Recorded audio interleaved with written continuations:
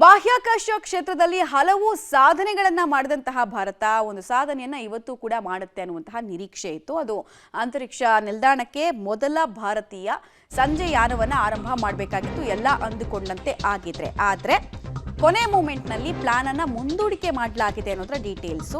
Falcon 9 ರಾಕೆಟ್ನಲ್ಲಿ ತಾಂತ್ರಿಕ ದೋಷ ಉಂಟಾದ ಹಿನ್ನೆಲೆಯಲ್ಲಿ ಆಕ್ಸಿಯಂ 4 ಗಗನಯಾನ ಮತ್ತೆ ಮುಂದೂಡಿಕೆ ಆಗ್ತಾ ಇದೆ.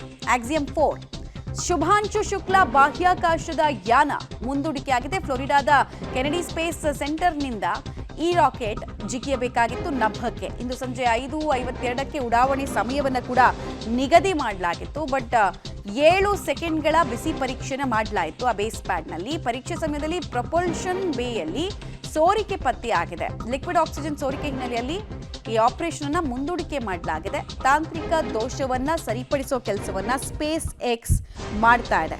ಬಾಹ್ಯಾಕಾಶ ವಿಜ್ಞಾನದಲ್ಲಿ ನಾವು ಹೇಳ್ತಾ ಇದ್ವಿ, ಹಲವು ಸಾಧನೆಗಳನ್ನ ಭಾರತ ಸೃಷ್ಟಿ ಮಾಡಿತ್ತು. ಇನ್ನೊಂದು ಇತಿಹಾಸ ರಚನೆ ಇವತ್ತಾಗುತ್ತೆ ಅನ್ನುವಂತಹ ನಿರೀಕ್ಷೆ ಇತ್ತು. ಬಟ್ ನಮ್ಮ ಭಾರತೀಯ ವಾಯುಪಡೆಯ ಪೈಲಟ್ ಶುಭಾಂಶು ಶುಕ್ಲಾ ಇವತ್ತು ಅವರನ್ನು ಹೊತ್ತಂತಹ ಅಮೆರಿಕದ ಆಕ್ಸಿಯಂ ನೌಕೆ 5:52ಕ್ಕೆ ಹೋಗುತ್ತೆ ಅಂತರಿಕ್ಷ ನಿಲ್ದಾಣದ ಕಡೆಗೆ ಅಂತ ಒಂದು ನಿರೀಕ್ಷೆ ಇತ್ತು. ಆದರೆ ಅದಾಗಿಲ್ಲ ಅನ್ನೋದರ ಡೀಟೇಲ್ಸ್ ಸಿಗ್ತಾ ಇದೆ. ಸೊ ನೆಕ್ಸ್ಟ್ ಡೇಟ್ ಇನ್ನೂ ಅನೌನ್ಸ್ ಮಾಡಿಲ್ಲ. ಮೊದಲು ತಾಂತ್ರಿಕ ದೋಷವನ್ನು ಸರಿಪಡಿಸಿದ ನಂತರ ಈ ಡೇಟನ್ನು ಅನೌನ್ಸ್ ಮಾಡ್ತಾರಂತೆ. ಶುಕ್ಲಾ ಅವ್ರ ಜೊತೆಗೆ ಎಲ್ಲ ಅಂದುಕೊಂಡಂತೆ ಆಗಿದ್ರೆ 3 ಜನ ಗಗನಯಾತ್ರಿಗಳು ಹೋಗಬೇಕಾಗಿತ್ತು. ಟೋಟಲ್ ಆಗಿ ಒಂದು 28 ಗಂಟೆ ಪ್ರಯಾಣದ ಬಳಿಕ ನಾಳೆ ರಾತ್ರಿ ಒಂದು 10 ಗಂಟೆ ಅಷ್ಟೊತ್ತಿಗೆ ಅಂತರಿಕ್ಷ ಕೇಂದ್ರಕ್ಕೆ ಹೋಗ್ತಾರೆ ಅಂತಿತ್ತು. 14 ದಿನಗಳ ಪ್ರವಾಸವನ್ನು ಮಾಡ್ತಾರೆ ಅನ್ನೋ ಮಾಹಿತಿ ಕೂಡ ಇತ್ತು. ಅಲ್ಲೇ ಇದ್ದು ಒಂದು 60 ಎಕ್ಸ್ಪರಿಮೆಂಟ್ಗಳನ್ನು ಮಾಡಿ ಸೈನ್ಸ್ಗೆ ಇನ್ನಷ್ಟು ಕಾಂಟ್ರಿಬ್ಯೂಷನ್ ಮಾಡ್ತಾರೆ ಅಂತ ನಿರೀಕ್ಷೆ ಇತ್ತು. ಬಟ್ ಆಗಿಲ್ಲ. ಡೀಟೇಲ್ಸ್ ಕೊಡ್ತಾರೆ ಶಬೀರ್. ಯೂಶಲಿ ಕೊನೆ ಮೂಮೆಂಟ್ನಲ್ಲೂ ಕೂಡ ಎಲ್ಲ 100% ಸರಿ ಇದೆಯಾ ಅಂತ ಟೆಸ್ಟಿಂಗ್ಗಳನ್ನು ಮಾಡ್ತಾರೆ. ಅದೇ ಕ್ರಮವನ್ನು ಅನುಸರಿಸಿದಾಗ ಇಲ್ಲಿ ಯಾವ ರೀತಿಯಾಗಿ ತಾಂತ್ರಿಕ ದೋಷ ಕಂಡು ಬಂತು, ಏನೇನು ಮಾಹಿತಿ ಸಿಗ್ತಾ ಇದೆ, ನೆಕ್ಸ್ಟ್ ಡೇಟ್ ಯಾವಾಗ ಅನೌನ್ಸ್ ಮಾಡ್ಬೋದು ಅಂತ ಶುಭಾಂಶು ಶುಕ್ಲಾ ಸೇರಿ 4 ಏನು ಗಗನಯಾತ್ರಿಗಳು ಅಂತಾರಾಷ್ಟ್ರೀಯ ಬಾಹ್ಯಾಕಾಶ ಕೇಂದ್ರಕ್ಕೆ ಇವತ್ತು ಹೊರಡಬೇಕಾಗಿತ್ತು. ಈ ನಿಟ್ಟಿನಲ್ಲಿ ರಾಕೆಟ್ ಉಡಾವಣೆಗೆ ಎಲ್ಲ ತಯಾರಿಯನ್ನ ಮಾಡ್ಕೊಳ್ಳಲಾಗಿತ್ತು. ಕಡೆ ಕ್ಷಣದ ತಯಾರಿಯ ಸಂದರ್ಭದಲ್ಲಿ ಕೆಲವು ಪರೀಕ್ಷೆಗಳನ್ನ ಮಾಡಲಾಗುತ್ತೆ. ಈ ಪರೀಕ್ಷೆಗಳು ಮಾಡಬೇಕಾದಂತ ಸಂದರ್ಭದಲ್ಲಿ ತಾಂತ್ರಿಕ ಸಮಸ್ಯೆ ಕಂಡು ಬಂದಿರುವಂತದ್ದು. ಉಡಾವಣಾ ಪ್ಯಾಡ್ ಏನಿರುತ್ತೆ ಆ ಪ್ಯಾಡ್ ನಲ್ಲಿ 7 ಸೆಕೆಂಡ್ಗಳ ಬಿಸಿಯ ಪರೀಕ್ಷೆಯನ್ನ ಮಾಡಲಾಗಿತ್ತು. ಈ ಸಂದರ್ಭದಲ್ಲಿ ಪ್ರೊಪಲನ್ ಬೇನಲ್ಲಿ ಒಂದಿಷ್ಟು ಅನಿಲಗಳು ಸೋರಿಕೆಯಾಗಿರುವಂತದ್ದು ಕೂಡ ಪತ್ತೆಯಾಗಿರುವಂತದ್ದು.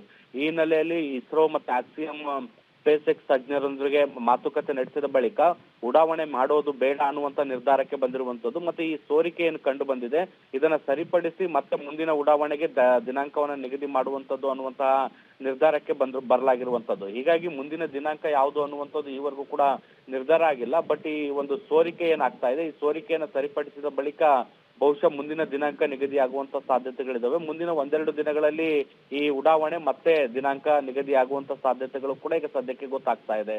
ಮಮತಾ. ರೈಟ್, ಧನ್ಯವಾದ ತಮ್ಮ ಮಾಹಿತಿಗಾಗಿ ಶಬೀರ್. ಒಟ್ಟಿನಲ್ಲಿ ತುಂಬ ಇಂಪಾರ್ಟೆಂಟ್ ಆಗಿತ್ತು ಈ ಪ್ರಾಜೆಕ್ಟ್ ಕೂಡ. ಒಂದು 60ಕ್ಕೂ ಹೆಚ್ಚು ಪ್ರಯೋಗಗಳನ್ನು ಈ ಪ್ರಾಜೆಕ್ಟ್ ಮುಖಾಂತರ ಮಾಡ್ತಾರೆ ಅನ್ನುವಂತಹ ನಿರೀಕ್ಷೆ ಇತ್ತು. ಬಟ್ ಸದ್ಯಕ್ಕೆ ಆ ಕನಸು ಮುಂದೂಡಿಕೆ ಆಗ್ತಾ ಇದೆ. ಬಟ್ ಸೈನ್ಸ್ನಲ್ಲಿ ಫೇಲ್ಯೂರ್ಸ್ ಎಲ್ಲವೂ ಕೂಡ ಎಕ್ಸ್ಪೆರಿಮೆಂಟ್ನ ಭಾಗ ಆಗಿರೋದ್ರಿಂದ ನೋಡ್ತಾರೆ ಮುಂದಕ್ಕೆ ಯಾವ ಡೇಟನ್ನು ಅನೌನ್ಸ್ ಮಾಡಬೇಕು ಅಂತ.